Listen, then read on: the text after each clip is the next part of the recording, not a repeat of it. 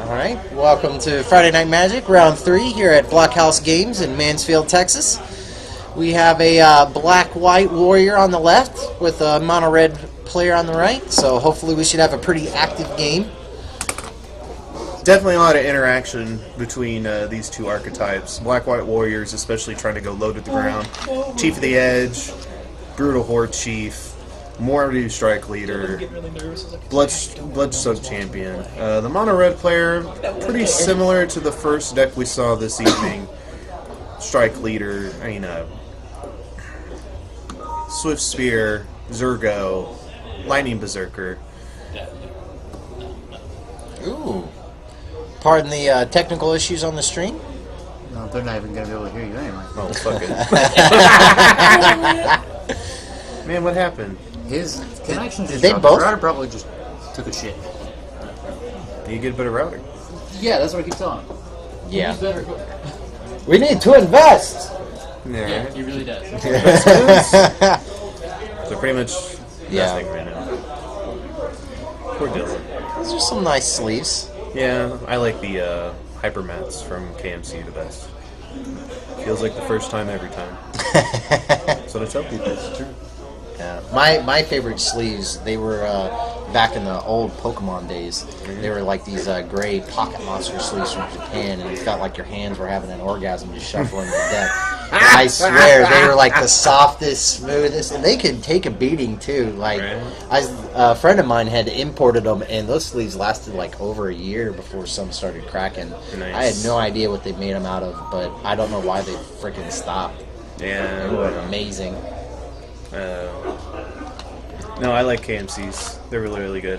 Wow, he kept that hand? He's got one land in it. Jesus, that's not good. What, the black-white player? Yeah. Mono red, drew for the turn, plays a land, probably going to play that A one-drop. Crusader.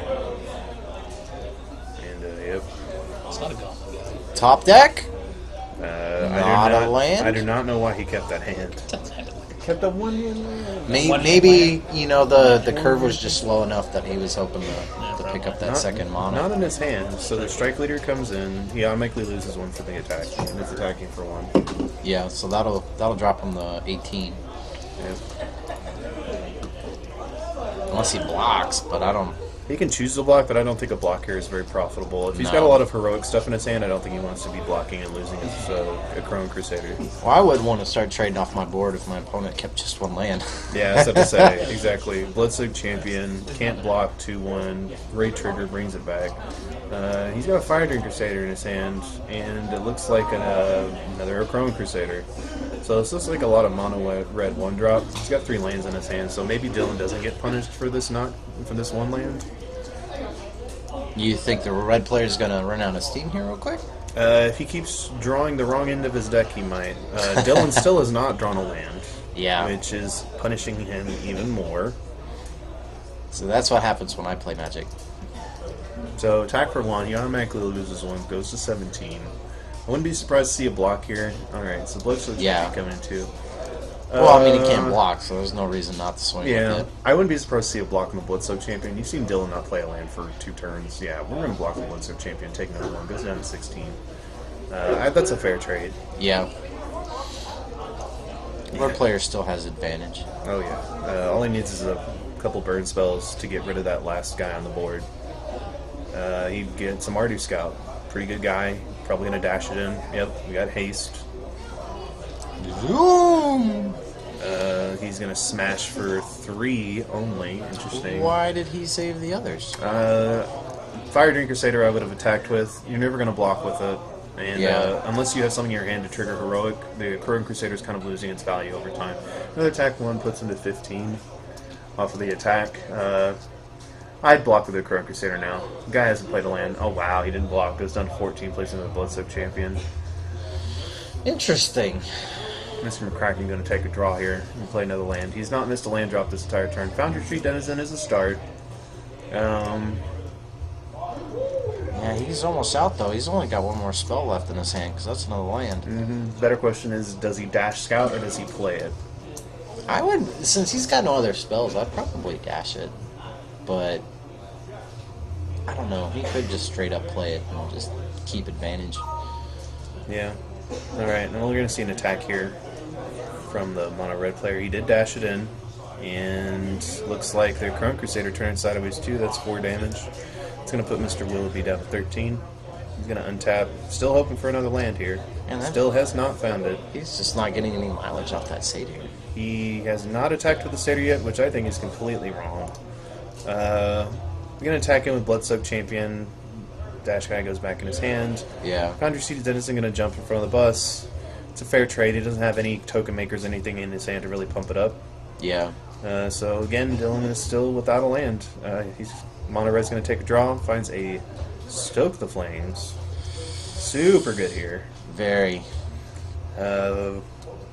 He can dash in the Scout, put it back in his hand, attack with everything but the Chrome Crusader, and then block and stoke Mr. Willoughby if he so chooses during Mr. Willoughby's turn. So we're going to see if he's dashed in the Scout or not. Mr. Willoughby is at 13. Alright, we're attacking with the Satyr and the Crown Crusader. I guess he didn't dash it. And he did not choose to dash, he decided to play it normally. A draw from Mr. Dillon, and attack in with the Shadow Spear, puts him to 13. Mr. McCracken takes the damage, goes down to 12. That little guy's just going the distance. That Shadow Spear has definitely gone the distance, but the problem is that he's not very threatening on his own, especially whenever the opponent is not drawing any lands. Oh wait, we got to find Second second land. And we see... From 2 black? Maybe a removal spell, maybe another warrior, and he does nothing with his mana. Alright, there we go. Okay. There we go. Another warrior. Okay. Guy gets +1/+0 and first strike and control a red or white permanent. Okay. Let's see. So once he gets some white, it'll be pretty good. Exactly. Mr. McCracken draws a Horthling Outburst. Would have paired nicely with the Foundry Street Denizen a little earlier, but we take what we can get. We're going to see an all-out attack for 6. And Mr. Willoughby's going to take it, go down to 7. Brutal. You've got a Horthling Outburst, or actually a Stoke the Flames, and that's going to pack it up. Yep. Alright. So, Well, that was kind of disappointing, but that's what happens when you keep a one-land hand.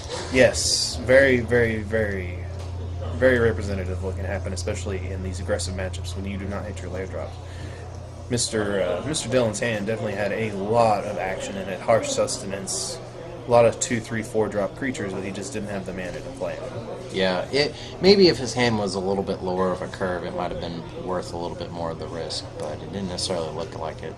Definitely his hand was not very welcoming to just having one land in play most of the game. Yeah. The mono black aggressive deck can't get away with it for the fact that it has 8 1-drops in it, but it definitely still wants to go up the curve, especially with Painseer, Obelisk of Erd, and Mogus's Marauder. For this matchup, the Black-White Warrior deck doesn't really have a lot of options it can put in. Honestly, I think in this matchup, it's got a few things it can put in, a little bit of spot removal, but it doesn't look like either opponent decided to sideboard this game, which I don't blame the mono-red player. He didn't really see anything out of this Black-White Warrior deck to really warrant anything that really needs to be brought in. Yeah. All he found out was, hey, you're playing Black-White Warrior. Exactly. Or not even Black-White. All he saw was just Swamp, so he could just be mono-black. That's true. That's very true. He has very little information about his opponent's deck. But Dylan's going to be on the play again. Hopefully he'll have 2 land. It looks like our mono-red player takes a mulligan, and he has white lands. 2 white lands. I don't think I saw a swamp, though. No black, so I think he's learned his lesson from the first game. He's going to mulligan as well. So we're both going to go down to 6 on this one. This Black-White Warrior deck really needs to get a more aggressive footing, especially out the gate. This red deck can definitely start getting in there with Mardu Scouts and Fire Drink Crusader, but he needs to start off the game with either, Swift Spear or Bloodsoaked Champion into Chief of the Edge or Chief of the Scale, and start really building a presence, especially to start dashing in his Mardu Strike Leaders to start generating those 2/1 tokens to block. Well, the Warriors in general are kind of a little bit bigger than the stuff that the red deck's going to pump out, so once he starts establishing a board, he should be starting to get the advantage. We just never got to see that game 1 because Exactly. Only had 1 mana. The mono red deck can definitely try and go underneath him with Scout and Stoke the Flames and more aggressive 1-drops, but we didn't really see a lot of that out of the mono red deck. He drew a lot of lands, and he finally found a Stoke at the end of the game to win. So let's see here. Mono red players, no lands in the opener. Our black-white warrior deck, he's got some planes, and he's going to keep... Wow, they both kept... The mono red player definitely playing with fire here with no lands in. Wow. Yeah, that was too risky. I would have dropped the 5 than deal with a no land 6 hand, even if you do have a low curve. Alright, so we're going to see a Anafenza come out of the black-white warrior deck. Pretty good guy to have out turn 2 against this red deck, especially with no lands. Yeah. I feel like the mono red player just decided to give the game away this day. Yeah, he's lost all tempo. I don't think he's really packing much that once his opponent has established the board that he can get himself back into it. Especially this Anafenza is going to start putting all these guys at a burn range, but he does have another Anafenza stuck in his hand without a black source. Mono red player is going to take a draw. Finally. Yay! He starts playing. Yep. A few turns too late. We've got an Akron Crusader to pass. Well, I mean, if the warrior deck's not going to develop because he's missing black. Exactly. Maybe he still has a chance to get in it, but he is going to win this race a little bit. Yeah, if this Anafenza getting in there for 2 again, you're going to put down Mr. McCracken to 16. He's going to pass the turn. Still no land drop. Whoa. Mr. Cracken's going to take another man. land. Uh-oh, we're drawing gas off the top now. So we see a Dragon Mantle. It's going to draw him a card and get him a heroic trigger. Very nice. And he'll probably spend that other mana on another 1-drop he's got in his hand. Maybe Satyr. Possibly another 1-drop in his hand. It could be Fire Breathing for the Akron Crusader. We'll just have to see exactly what comes out. It looks like a Titan Strength. So we're going to get another heroic trigger, another Scry. He keeps on top. It's going to make him another Soldier. Yeah, the warrior guy just needs some black mana pretty desperately. Very desperately right now. And we're going to go to our attack step here. This Akron Crusader and the Soldiers are going to crash in. That's going to be 6 points of damage coming at him. So Mr. Dillon's going to go down 14. So definitely this red deck has caught back up. Yeah, it's a totally different game. Swamp?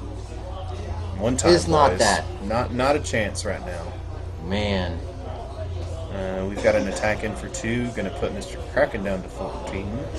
So we're all tied up now, but we're definitely hurting. What did he draw? He's going to replay another Anafenza Just so a he blocker. has it as a block. Yeah. It's unfortunate. It's the only thing he's got, too. Very unfortunate. Alright, let's see what... Oh, mono red player's still drawing lands. He's pulled himself out of it. Man. This has definitely turned around a lot. Another Dragon Mantle, so we're going to get another Heroic trigger, and we're going to get a Draw trigger. Maybe that's why he was willing to take that risk. He just had that early engine just all sitting in his hand. This is very true. This deck may be built more around being 1-drops and 2-drops than anything else, so I could understand why he would keep. Alright, we've got a Mardu Scout.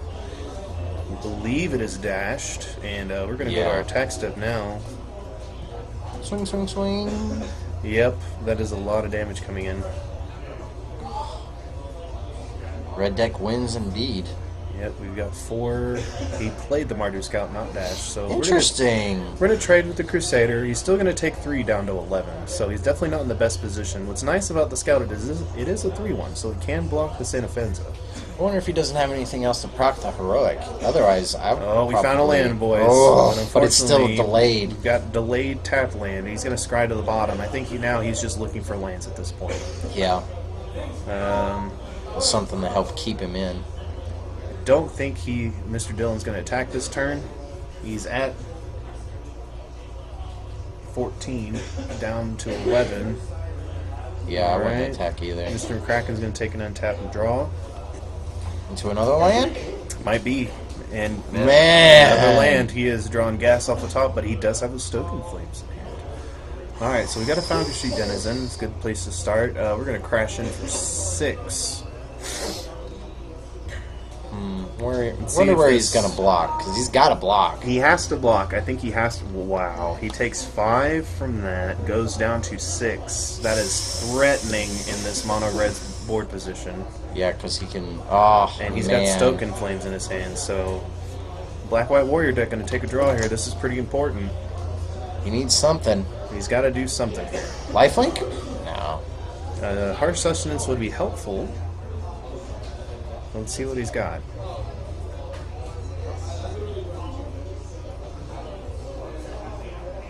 It's just way too much board for him to handle. He had advantage early, but he just could not step up on it. All right, so we've got a Brawler coming in. He's going to get a Bolster trigger. He's going to turn into a 4/3 First Strike. So that's still going to block 2, but that means he's still going to take 2, going down to 4. Which is going to put him in Stoke range. Yeah. So that's probably game. Seems like game here. He's going to attack in for 6. Going to block on the Mardu Scout and a block on the Denizen. Damage is going to go through. He's going to take 2, go down to 4. And here it comes. Stoke. Boom. That is going to close out the game. Yep. And a very quick 2-0 for Mr. McCracken. A lot of mistakes on each side, but Mr. McCracken definitely pulled out of it a lot better than Mr. Dillon did. Yeah. Well, the Warriors deck just wasn't being kind to him at all. I mean, you can't play Magic without land. But he definitely should have mulliganed the first hand. I believe the first game, the first hand should have been a mulligan, 100%. Yeah. Even in the dark, you cannot run around with just one land in play. I can kind of see why he kept his hand in the second game, though, after mulling down the 6, even though it didn't really match his mono much, because he would have dropped down the 5, and, you know, if you end up having that type of issue again, you know, what do? Mulligan the 4? Exactly. Oh. I mean, the keep at 6, I believe, was relevant just for the fact that he did have the 2-drop with the Anafenza, which is probably his best creature to start out with in that deck. Because once your other warriors come in afterwards, you're going to be able to pump him out of burn range. Yeah. But, unfortunately, he just couldn't capitalize on his momentum that he had over the red deck. And the red deck, while he did keep no lands, he eventually drew out of it and was able to take over the game. He drew out well. Very well. 4 lands in a Wow. row is pretty much exactly what he needed. Yeah, exactly. That is practically beautiful. He just let his opponent have a 2-turn start. Yep. So, well, that was round 3. We're going to have a little bit of a break, and then we'll come back for round 4. See y'all soon.